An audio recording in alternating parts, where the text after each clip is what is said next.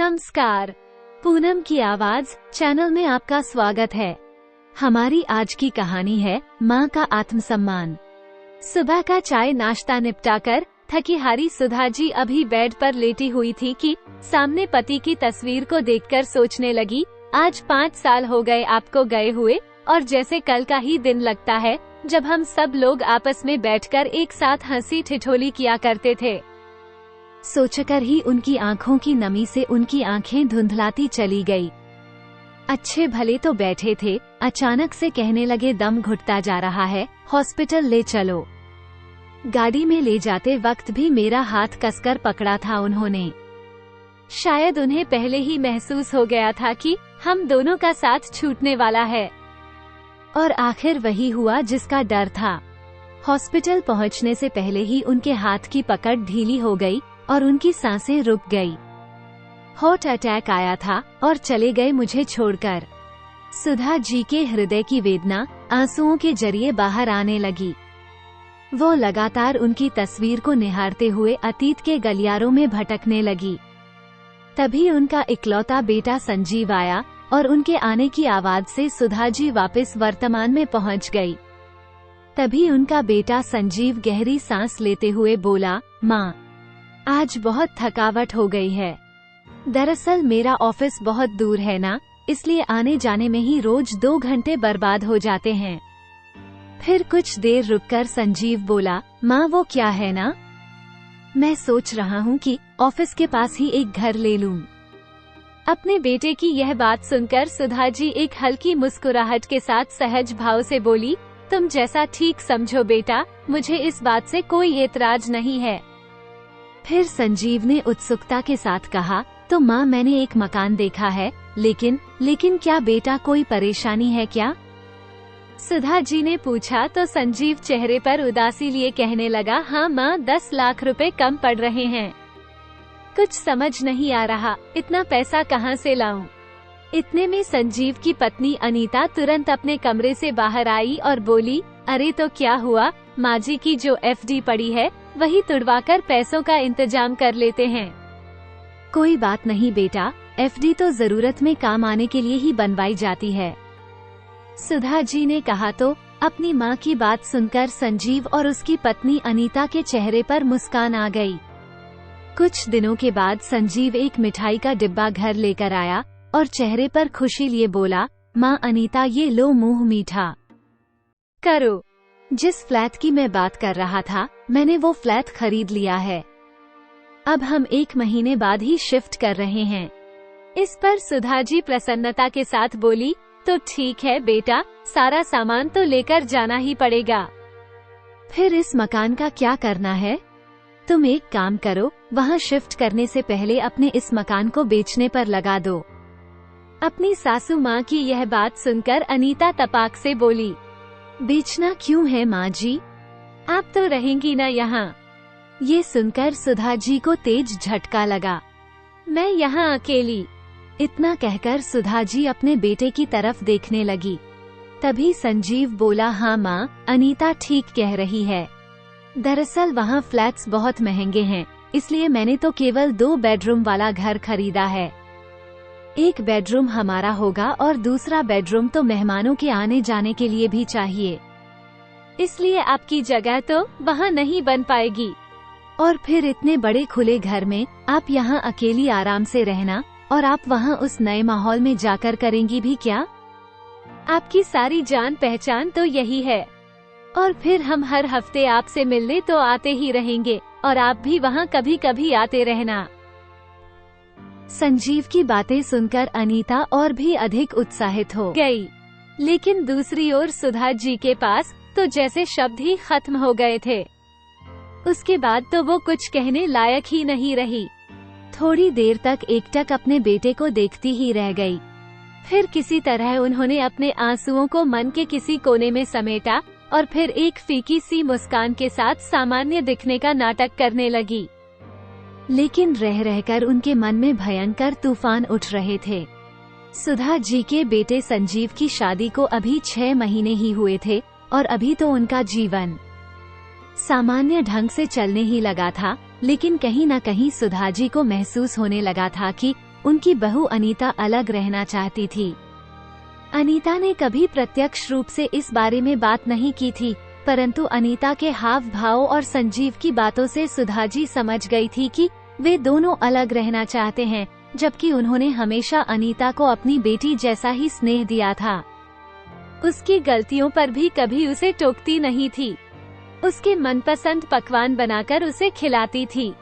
उनकी अपनी कोई बेटी नहीं थी, इसलिए वे उसे बेटी के समान भरपूर प्यार देती थी। 1 महीने के अंदर ही संजीव और अनीता अपना सारा सामान लेकर नए फ्लैट में शिफ्ट हो गए।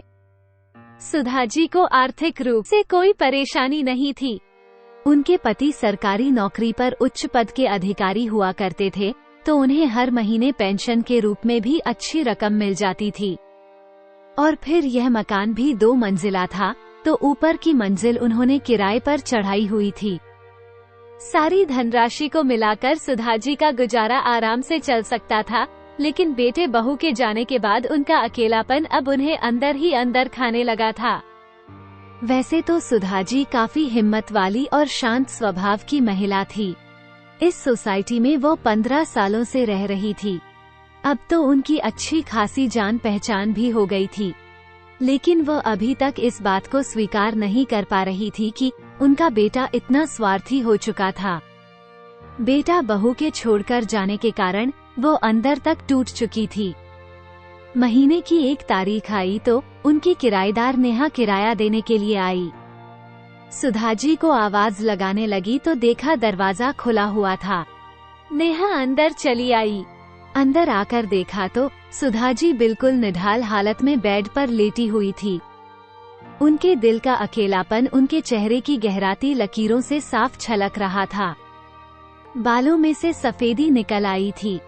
हमेशा बन ठन कर रहने वाली सुधाजी को आज इस तरह बेहाल अवस्था में देखकर नेहा का दिल भर आया और बोली, आंटी, आखिर हो क्या गया है आपको? यह आपने कैसी हालत कर दी है अपनी? इस पर सुधाजी बोली, बेटा बिल्कुल अकेली हो गई हूँ ना, इसलिए बनने संवरने का दिल ही नहीं करता। अब तो ये हालत हो गई है कि खाना बनाने का भी दिल नहीं करता और ना ही कुछ खाने को। नेहा, अब तो मुझे लगता है कि जैसे बीमारियां ही शरीर को घेरने लगी हैं। नेहा बेहद खुशमिजाज स्वभाव वाली जिंदादिल इंसान थी। 2 बेटों का पालन पोषण करते हुए भी वो अपने लिए समय निकाल लेती थी। नेहा जल्दी से अपने घर गई और सुधा जी के लिए खाना बनाकर ले आई। थोड़ी देर हालचाल बांटते हुए दोनों ने डाइनिंग टेबल पर बैठकर एक साथ खाना खाया। फिर सुधा जी को देखकर नेहा कहने लगी, आंटी ऐसा तो नहीं चलेगा। मैं आपको ऐसी हालत में बिल्कुल नहीं देख सकती। एक काम करना, आप कल सुबह 6 बजे तैयार रहना। मैं रोज सुबह योगा क्लास में जाती हूँ। कल आपको भी स्कूटर पर बैठाकर ले जाऊंगी। और हाँ, कोई बहाना नहीं चलेगा। नेहा ने इतने अपनेपन से यह बात कही तो सुधा जी उसे मना न कर सकी। उन्होंने योगा क्लास के लिए हामी भर दी। अब हर रोज सुबह सुधा जी नेहा के साथ योगा क्लास पर जाने लगी। योगा क्लास शुरू करने के बाद से सुधा जी चुस्त दुरुस्त रहने लगी। नेहा तो उन्हें ब्यूटी पार्लर भी लेकर जाना चाहती थी, लेकिन उसके कहने पर सुधा जी ने कहा, मेरे बेटा बहू मेरे बारे में क्या सोचेंगे, रिश्तेदार और समाज वाले क्या कहेंगे। इतना कहकर उन्होंने ब्यूटी पार्लर जाने से मना कर दिया। कुछ समय बाद सुधा जी की बहू अनीता ने एक बेटे को जन्म दिया। संजीव सुधा जी को कुछ दिन पहले ही अपने घर लेकर आया था। अनीता के माता पिता तो विदेश में अपने बेटे के पास ही रहते थे, लेकिन सुधा जी ने नवजात की खूब अच्छे से देखभाल की। जब उनका पोता 3 महीने का हो गया तो संजीव ने कहा, माँ अब मुन्ना 3 महीने का हो गया है, अब मैं और अनीता उसे संभाल लेंगे। चलिए मैं आपको आपके घर छोड़ देता हूँ। ऐसा कहकर संजीव उन्हें वापस छोड़ गया। अपने पोते को छोड़कर जाते हुए सुधा जी का दिल भारी हो रहा था। वे उसके साथ एक जुड़ाव महसूस करने लगी थी। अपने घर वापस आकर भी रह रहकर अपने पोते की किलकारियां उनके कानों में गूंजने लगती थी। कभी कोई त्योहार होता या कोई अन्य अवसर होता तो उनका बेटा आकर उन्हें ले जाता था और वो भी खुशी खुशी चली जाती थी। इसी बहाने अपने पोते से भी मिल लेती थी। लेकिन उनके घर जाते ही वे दोनों किचन का सारा खाने का काम उनके कंधों पर डालकर शॉपिंग करने निकल जाया करते थे। जाते जाते उनसे कई चीजें बनाने की फरमाइश भी कर जाते थे। अपने बेटे को भी दादी के पास ही छोड़ जाते थे। पोते को संभालने के साथ साथ सारा काम करते करते उनकी हालत खराब हो जाती थी, लेकिन फिर भी वह सारा काम खुशी खुशी कर लेती थी। लेकिन जैसे ही काम खत्म हो जाता तब संजीव उन्हें वापस अपने घर ही छोड़ जाता था। इस दीपावली पर भी संजीव हर बार की तरह अपनी मां को अपने घर लेकर आया था। उनकी बहू अनीता ने उनसे तरह तरह के पकवान बनाए।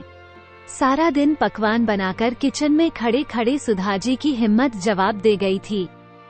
आखिर उन्हें बुखार चढ़ाया और वे कुछ समय के लिए लेट गई।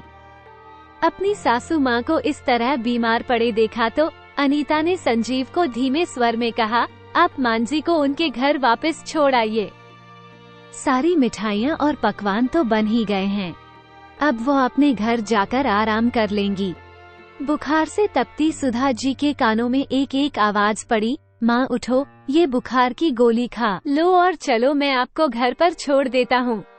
संजीव के ये शब्द कानों में पड़ते ही सुधा जी को ऐसा महसूस हुआ जैसे कानों में गर्म सीसा घुल गया हो। उनका मन पत्थर सा हो गया। सोचने लगी कि अपनी ही कोख से जन्मा मेरा इकलौता बेटा दिवाली की शाम को मुझे घर में अकेले छोड़ने के लिए जा रहा है, और वो भी तब जब मेरी यह हालत है। जब तक काम कर रही थी तब तक माँ की जरूरत थी। थोड़ी देर के लिए बीमार क्या पड़ी, अपने ही बेटे और बहू ने मुझे मेरी औकात दिखा दी। उन्हें सारे रिश्ते मोहमाया से लगने लगे और सोचने लगी कि कब तक मैं बेटे बहू के हाथों मूर्ख बनती रहूंगी। अगर उन्हें मेरी जरूरत नहीं है तो फिर मुझे बुलाते ही क्यों हैं? भारी मन और आंखों में आंसू लिए जब सुधा जी घर पहुंची तो नेहा बाहर निकल कर आई और सुधा जी को अपने सामने देखकर हैरान रह गई। यह क्या आंटी, आप तो अपने बेटे के घर दिवाली मनाने गई थी ना, फिर आप यहाँ कैसे, और आपके बेटा बहू कहाँ हैं? सुधा जी बड़ी मुश्किल से केवल इतना ही कह पाई अपने घर पर। ऐसा कहते हुए उनकी नजरों में उदासी के भाव को नेहा ने भांप लिया था। उसके बाद उसने कुछ नहीं पूछा और उनके पास दिवाली की तैयारियां करवाने आ गई। उनका सारा घर संवारा और उनकी बालकनी भी रोशन कर दी। फिर कहने लगी, आइए आंटी एक साथ लक्ष्मी पूजन करते हैं। लक्ष्मी पूजन के बाद नेहा थाली में खाना लेकर आई और जबरदस्ती उन्हें खिला दिया। इतना अपनापन और मनोहार देखकर सुधा जी की आंखें आंसुओं से भर आई। यही प्यार और अपनापन तो वो अपने बेटे और बहू से चाहती थी। बेटे बहू के घर की कड़वी यादें सुधा जी के मन में काफी दिनों तक बनी रहीं। कई दिन बीत गए लेकिन न तो संजीव ने फोन करने की जरूरत महसूस की और न ही बहू ने हालचाल जानने की कोशिश की। एक दिन शनिवार को सुधा जी ने अपने बेटे को फोन किया और उनसे मिलने की इच्छा जताई तो संजीव ने कहा, माँ आज मैं बिजी हूँ, हम लोग कल आ जाएंगे। अगले दिन रविवार को सुधा जी सुबह की पहली किरण के साथ ही उठ गई और जल्दी उठकर बड़े जोश के साथ अपने बच्चों के लिए खाना बनाने में जुट गई। अपने बेटे, बहू और पोते से मिलने का उत्साह इतना था कि चुस्ती से सारा काम करने लगी और 2 ही घंटे में सब पकवान बनाकर रख दिए।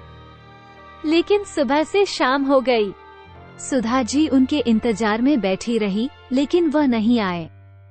सुधा जी मन ही मन सोचने लगी, कल भी बच्चों ने न आने का बहाना बना दिया था और आज भी वादा करके अभी तक नहीं आए हैं। उनकी उदासी अब चरम सीमा पर थी।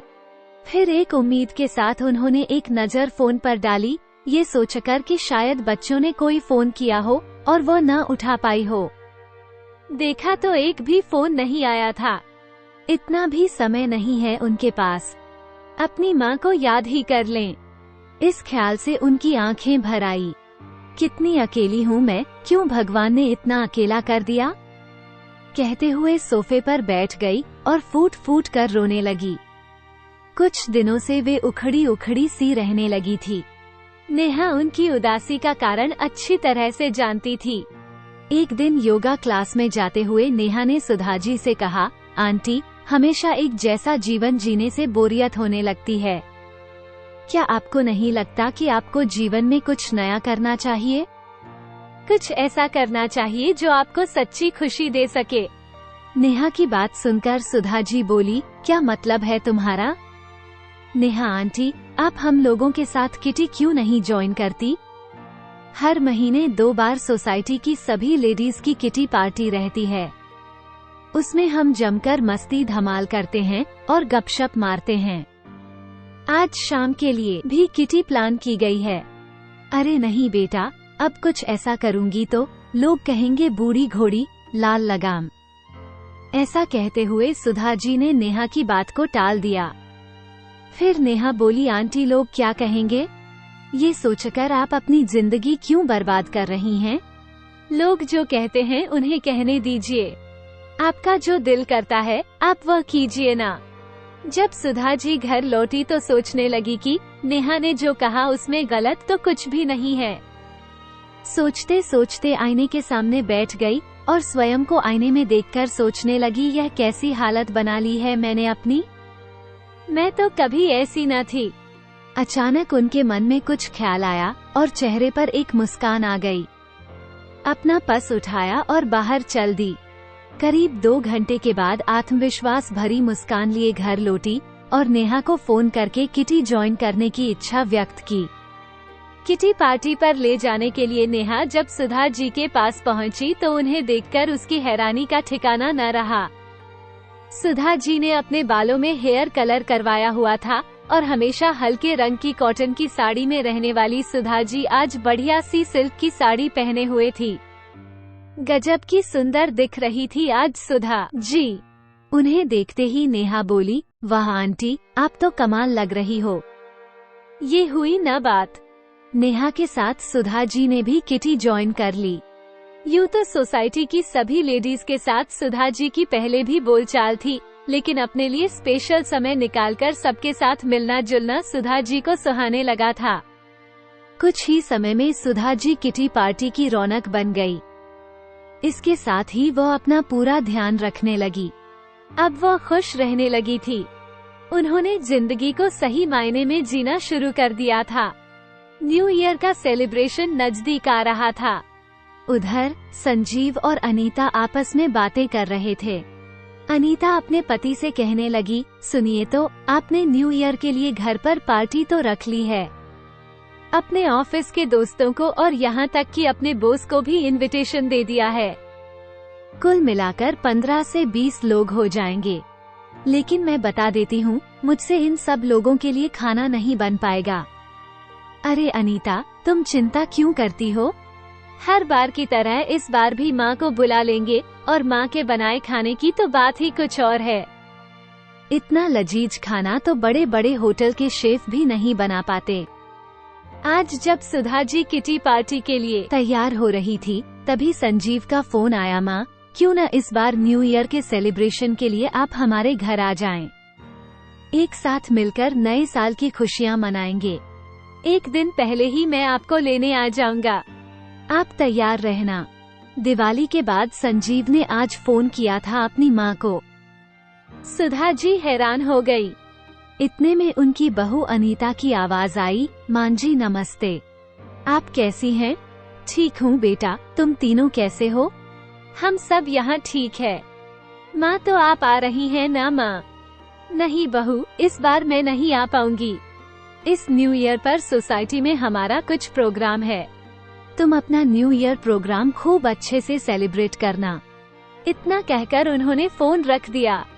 अपनी माँ से स्पष्ट सा जवाब पाकर अनीता और संजीव हैरान रह गए। बेटे और बहू के मुंह से मिश्री घुले शब्द सुनकर सुधा जी पहले ही समझ गई थी कि उनके बच्चों को उनकी याद क्यों आ रही है। हर बार की तरह इस बार भी उनका न्यू ईयर पार्टी का प्लान होगा। खाना बनाने के लिए इस नौकरानी की आवश्यकता महसूस हुई होगी। हैरान होकर सोचने लगी, अपनी ही माँ के साथ इतनी चालाकी और होशियारी कैसे? मेरे बच्चे इतने निर्मोही हो गए। किसी ने ये तक नहीं पूछा कि मैं कैसी हूँ, अकेले कैसे रह रही हूँ, मेरी तबीयत ठीक है या नहीं। उन्हें तो बस अपने ही प्रोग्राम से मतलब है। लेकिन मैं बहू को भी कैसे दोष दे सकती हूँ जब मेरा बेटा ही इतना स्वार्थी हो गया। सोचते सोचते सुधा जी ने एक निर्णय ले लिया। बस अब और नहीं, अब अपने बेटे बहू के हाथों की कठपुतली नहीं बनूंगी। मैं पिछली बार उनके घर काम करते करते मेरी बुरी हालत हो गई थी। जब बीमार पड़ी तो मेरा ही बेटा मुझे वापस मेरे घर ही पटक गया। और तो और दोनों से एक फोन तक न किया गया मेरा हालचाल जानने के लिए। फिर कुछ देर में सब कुछ भुलाकर सुधा जी अपनी किटी में चली गई। अगले किटी न्यू ईयर पर मनाने का तय किया गया। लेकिन समस्या ये थी कि न्यू ईयर पार्टी के लिए एक बड़ी जगह चाहिए थी और इस समय पर शहर का कोई भी रेस्टोरेंट या होटल नहीं मिल पा रहा था। सब पहले से ही बुक थे। फिर नेहा ने पूछा, आंटी आपका क्या प्रोग्राम है? न्यू ईयर पर पार्टी हमारे साथ करेंगी या अपने बेटे के घर? नेहा की बात सुनकर सुधा जी गहरी सोच में डूब गई। फिर अचानक खड़ी हुई और ऐलान कर दिया कि तुम सब अगर चाहो तो न्यू ईयर की पार्टी मेरे घर पर रख सकती हो। मेरा पूरा घर खाली रहता है, इसी बहाने मेरे घर पर भी कुछ रौनक हो जाएगी। सुधा जी की बातें सुनकर सब चौंक गई। क्या आपके घर? हाँ, तो इसमें हैरानी की क्या बात है?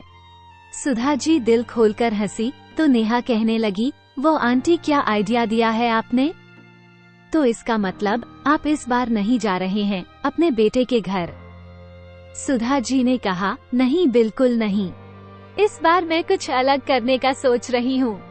नए साल की शुरुआत मैं इस बार अपने घर से करूँगी, वो भी एक बढ़िया से सेलिब्रेशन के साथ। हम डिनर बाहर से ऑर्डर करके मंगा लेंगे। तुम सब लोग सपरिवार मेरे घर आना। गेम्स, डिनर और म्यूजिक, बस और क्या चाहिए? और वैसे भी हम सब एक साथ होंगे तो मजा तो आएगा ही ना। सुधा जी की बातें सुनकर नेहा ने उन्हें गले से लगा लिया। क्या बात है आंटी, आपने तो सारी समस्या ही खत्म कर दी। इतने में किटी की दूसरी मेंबर सुनीता कहने लगी, आंटी आप किसी चीज का लोड मत लेना, डिनर मंगाने की जिम्मेदारी हमारी। इस पर सुधा जी ने कहा, अरे न्यू ईयर ही क्यों, तुम लोगों को जब भी कोई पार्टी रखनी हो मेरे घर पर रख लिया करो। तुम लोगों के साथ मुझे भी अच्छा लगेगा। और फिर इतना बड़ा घर खाली पड़ा है, इससे अच्छा उपयोग तो हो ही नहीं सकता मेरे घर का। किटी पार्टी की सारी मेंबर्स जोश में आ गई और फिर पूरे उत्साह के साथ प्लान बनने लगा। उधर संजीव और अनीता मां के मना कर देने पर परेशान हो गए। खाना पकाने के लिए कुक को बुलाने का सोचा तो न्यू ईयर के दिन कोई कुक भी नहीं मिल पा रहा था। इस समस्या का कोई हल न मिलने पर वे दोनों अगले दिन सुबह सुबह सुधा जी को लेने उनके घर पहुंच गए। घर के बाहर पहुंचकर देखा तो घर पर ताला लगा था। थोड़ी देर इंतजार करने के बाद सुधा जी और नेहा एक साथ घर पहुंच गई।